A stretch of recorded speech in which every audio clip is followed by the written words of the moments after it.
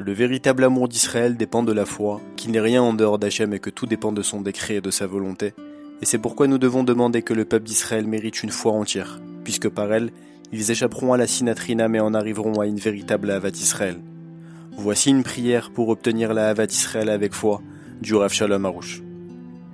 Maître du monde, aie pitié de tout le Ham Israël et donne-leur la foi entière qu'il n'est rien en dehors de toi. Que tous sachent que personne ne peut leur nuire ou leur faire du tort si ce n'est ce que tu as décrété.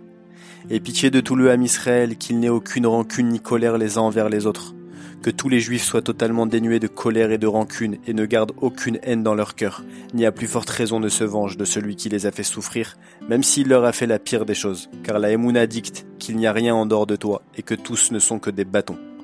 Au contraire, tous se pardonneront les uns aux autres de tout cœur et se réjouiront, l'un pour l'autre et l'un avec l'autre se consoleront et s'encourageront.